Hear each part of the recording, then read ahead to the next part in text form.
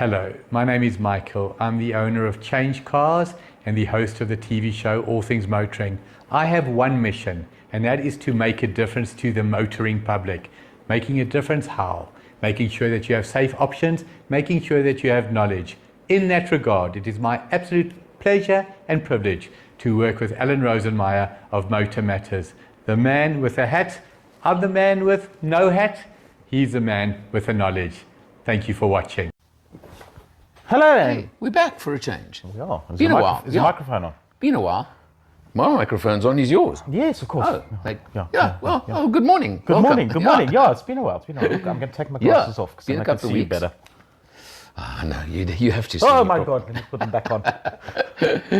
William, when we finished chirping each other here Yes. for a change, we went to SOMI yesterday. We went to SOMI. State of the motor industry. State of the Motor Industry Toyota South Africa. 2023. Yeah. Well, 2024. Yeah. But 2023 results. Results, but you know what? The results are one thing. Way more important is, of course, the predictions for 24. Well, it's interesting. Yeah. As you know, I had a chat with Andrew about it. Yeah. And sorry, Andrew Kirby, CEO of Toyota South Africa. we just call him Andrew. I know we do, but The interesting thing there is the future.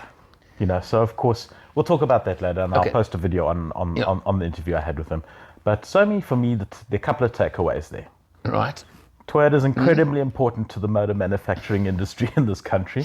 They just smashed 26.8% market share overall. Overall, yeah. I mean, it's their. Hang That's on. Now incredible. let's. That's It's their highest their highest ever. and it's their 44th consecutive year Of being number one in South Africa. I mean, yeesh.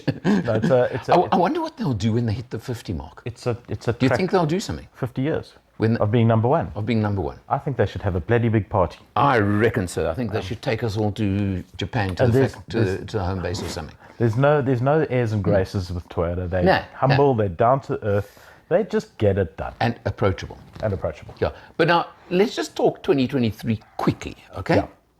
Yeah. Year started well.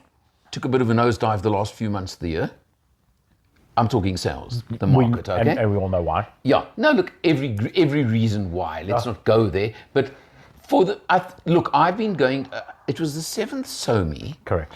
I think I've been to most of them, Right. and I'm speaking totally from memory now. But Andrew's predictions for the market for the year have been pretty spot on up to now. That's why they pay him the big bucks, baby. Yeah. But he got it wrong this time. A little bit. What he predicted Got to 570,000, 532, and it was 532. somewhere around about there. But it's not that Andrew got it wrong. I'm more disappointed at that number. Well, I think it's not bad considering the economy. And, Yeah, you know, when yeah, interest, but I'm just saying that- when interest rates are high, Yeah. sales drop. It's just, Yeah. that's the fact of life. And I don't know if you picked up yesterday afternoon. they were talking about Interest rates unchanged. Yes, yes. And they're Okay. talking about relative affordability of cars, which has also climbed over Sheesh. over Sheesh. the last couple of years. So Yeah. I think the overall the sales performance is Look, it's not above where I okay. would have it's- expected it to be. Well, in context of world economy, Yeah, everybody's talking pre-COVID, correct. and we've just passed pre-COVID numbers. Correct. We're back to where we were. Yeah. Well, where we were with like Yeah, that's- that much of growth, maybe. But now, if the market can grow going forward, what did he predict for 24 now? I can't remember the figure he predicted. Slightly more than we've got right I now. think It's- 1% it's increase on, yes, very, very 1% up on 23. So it's going to be small Yeah, because, yeah. you know, as I say, interest rates still are high. We've got the elections, so there's always uncertainty that depresses the market a bit. But you know, but interest overall rates are it's- high, but there's something, I've spoken to a number of people, Seems reasonably resilient. and I'm not understanding about interest rates at the moment. Is interest rates are high, yes, but go back 10, 15 years. You could negotiate with the banks, and prime plus 2 was a bad rate. Okay? A It's the norm decent now. client got prime, and a really good client could even get prime minus 2. Prime is 12%, 12 point, whatever, but 12%. yeah. I've heard talk that the average quote given to a client who goes in and applies for finance is 16% at the moment. Wow.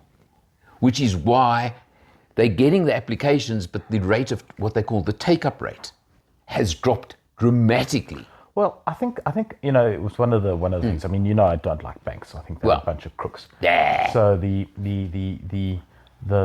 differential between what the Reserve Bank lends money out at and what the banks have lent money out at has been slowly increasing over time. And yet they still want more Don't over think we prime. haven't noticed.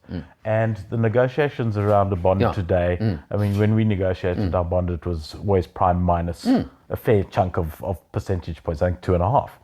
These days, you will never get anywhere near that. If As you I said, get you're lucky to will get be, prime, yeah. You'll be stellar to Your get prime. top client So- is getting prime these days as opposed to the prime -2. The banks don't mind high interest rate environments. They are making out like bandits. But the difficulty lies in, as you say, with when you're suddenly paying 16% on a car and you're accepting that. You need your head read, guys. Don't do it. Well, this is the point. Just don't do it. It's But you're now beggaring that yourself. is what's also holding back sales. Go back to a smaller car, and we are seeing that in the trends. So specifically in the B segment, you're seeing a significant increase in people buying down. Look, and of course, the rich get richer. The bankers are the ones buying the premium cars, and that sector has actually increased a bit. Well, the weird thing, now let's go to other stats that Andrew gave. The B segment is what, 40% of all sales or something. B and B SUV are something like 60% of all sales now. It's massive. And I think, again, something like it's 350, 400,000 rand cap. And Okay? Every other segment has, the second biggest market is not- LCVs, but not like what. commercials. Yeah, okay, buckies, no, yeah, sure, double buckies. cabs, yeah. But now what I was going to say is that where he showed all the different segments, there's been growth in that B and B SUV, and there's been growth in the premium. Yeah. And the rest I think every other segment is shrinking slightly, yeah, decreased. yeah. So weird that, as you said, the rich get richer. And the one segment Toyota have not been competing into up until now, that they are now competing into, is the extra heavy duty trucks. Yeah, Interesting. And that segment's grown by 1%. So it's grown by 1% overall. But So that's a huge percentage of growth, a number of trucks that are actually being sold in the heavy duty thing, Well- which is just an indictment of where we are. So, No, but look, that's also the fact of transport. I quite like the fact that Toyota are taking advantage of their own dilemma. It's kind of like, all right, we'll sell them a truck. Yeah, okay. All right, so Good for now you. we got the state of the industry. Yeah, Obviously the big thing. Yeah. The big elephant And we talk, is, let's just refer that SOMI is not the overall motor industry. It's the overall motor industry, but it's specifically Toyota related. It's Well, a Toyota revamp. it's from That's Toyota's, why we're not talking about the other yeah, manufacturers. but it's from Toyota's perspective. Yeah. Exactly. Yeah, but they do speak but about the whole industry. They talk about the industry as a whole. And did you notice that they pointed out that they sold more Hiluxes than Ranger? Yes, they did, but they didn't. I had to laugh. But they That's in the didn't- local market. It's Yes, not about no, exports. No, but they also didn't comment that they are not. There's one segment they're not the leader. Double cab buckies. Well, No, just I come on. I'm Toyota. I'm just bringing you down to earth a bit, okay? If you're watching it. I still think Hilux is it's just a a story on its own. There should be No, books look, written of about course. it actually. But as I say, it's just the double cab Yeah, is. yeah. But anyway, look. But what I want to say now is, so the SOMI, as always, was split into sections, Yes. right? Yeah. This was section one, which Yes. was the state of the industry. Yes. Let's just address quickly the elephant, which is, of course, going forward. Electric, the white paper, and what is going to come in the next few weeks, whether something is going to come. And very, very interesting. I've been up to now thinking electric cars, they got to do something about the duty. Right? The 25% duty as opposed to the 15 or 18 on 17. all. You'll get there. Yeah, on Between all 15, other 18, 17, yeah. on all other imported cars, okay? Which is a massive differential, and at like 800 or R1,000,000, 7% 80 is a grand. lot. Yeah, it's a lot of money. Now, I had missed the point. I'll be honest. Forget that. It's can we manufacture locally, and what will they give to that to say the OEMs who are manufacturing in South Africa We've got to help you get to a point of being able to manufacture electric. But Alan, viably. I've been chatting about that for over a year and a half now. So the simple fact of the matter is, the way I see it is that BEV, battery electric vehicle manufacturing, in South Africa, that ship has sailed. It will never happen here. Done. Those decisions have been made, the investments have been put in, and they have not been made in South Africa. Because we haven't had policy, we haven't had an enabling environment, we haven't had certainty around how these things are supposed to actually happen. Which is what we did have 25 years ago when we started the auto manufacturing sector. Yeah.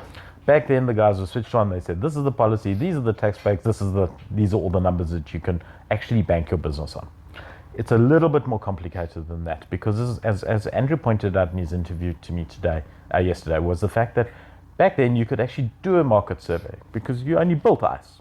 So you could do a market survey and you would understand, is it petrol, is it diesel, whatever the thing is. These days, who knows? Okay, but also... Are we doing BEV? So BEV, I think, is gone. We're not getting that in South Africa. Are we doing hybrid? Are we doing fuel cell? Are we doing hydrogen? Are we doing carbon neutral fuels, right? So these are all things that can come into the new electric vehicle mix that add complexity to trying to understand where the market is going to go to a level where you just actually need to throw a dart into a dartboard and go with that. But now I'm going to go back to It does Andrew. not mean we're not going to continue having manufacture. No. We are going to have changing Yeah, but hang on. manufacturing. Let me just throw something here too. Last year or the year before, Andrew at SOMI also stated Toyota's export program is probably 80 to 90% Africa. The It's not development for beyond export. the export market. So at the moment, no, they export. They produce around about 40% of the cars that they produce. They export. Yes, but I'm saying mainly 90% Africa. of those go to Europe at the moment. So Europe is their primary destination. Yes, but they have been targeting Africa for a long time. Yes. Now, Andrew stated, it was either last year or the year before at SOMI, They're starting to switch. that they're starting to switch, they're starting to push the Africa agenda. Yes. Africa will not go electric. Majority electric in the next 10, 20, 30 years. Yes. Okay? So as he said, if they can push hybrid, Yes. which I have stated so many times that to me, regenerative hybrid, no plug-in, just pure regenerative hybrid, as Toyota have, and have got a damn good system, to me is the future for Africa. And That tech you can plug into your existing manufacturing facility. well, they're already doing it there because they're doing the Corolla Cross Correct. hybrid. They can do it with any car, any vehicle they want out of that plant. Correct. I mean, they showed us, we're going to get to this just now, they showed us the 48 volt mild hybrid Hilux yesterday. You know, for example, Yeah. that is where I see, and I'm speaking Toyota now, and it's Alan's opinion, Yeah. where they going for the foreseeable future manufacture at Prospecton. It's an interesting perspective, this mild hybrid malarkey. It is a malarkey. As far as I'm concerned, it adds a bit of extra drivability to the car, and it saves you 5% fuel. What is I'm that talking, doing? What is I'm that talking doing? the proper hybrid, as in the Corolla Cross hybrid, though. That's the thing. Not this mild hybrid, which is a watered down version of it. The full hybrid gives you an extra 7% power and saves you 5% fuel. No, on the Corolla Cross hybrid, it's not way enough. bigger than that. It's The not differentials are way bigger. It's not enough. It needs to be. The it fuel needs to saving, be for example. significantly higher. The I fuel, think no, hang on. it's coming. The It's Corolla coming. Cross hybrid, when I had it for the Yeah, holidays 2 I years ago, didn't okay? drive it. I don't even know if you were working with me at that stage.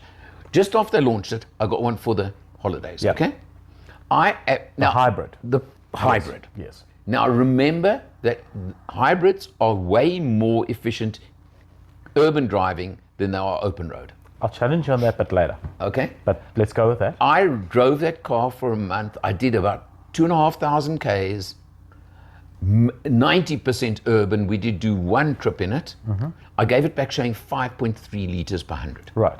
And the standard Corolla Cross will give you 6.5. 6.5 to 7. Okay, so you're saving 1.2 liters, 20%. It's not enough. Hang on. Just not, remember it's that. not enough to cater for the scale of change NEV needs Just to actually remember address. that in Toyota's case with that hybrid, the price differential is minute. Hands. Is minute. We take nothing away from Toyota's marketing. They know exactly what they're And doing. also, They know exactly what they're doing. now we're talking a specific here. I found the hybrid version way more drivable than the non-hybrid. No, I agree with you. Just out of interest. I But agree this is now, we're totally digressing. We are totally digressing, but we're just talking about philosophies of Okay. why we have NEV. Right. William, We'll dedicate that that to a was, separate podcast. that was the whole state of the market. It was a point of what SOMI is about. That was the is whole actually state to of the bring market. Bring Yeah. these discussions Exactly. about. That was the state of the market, okay? We're going to cut here. We're going to do a separate video of part 2 of SOMI yesterday. Yes, I think it's worth it. Okay. So, see you next time. See you shortly.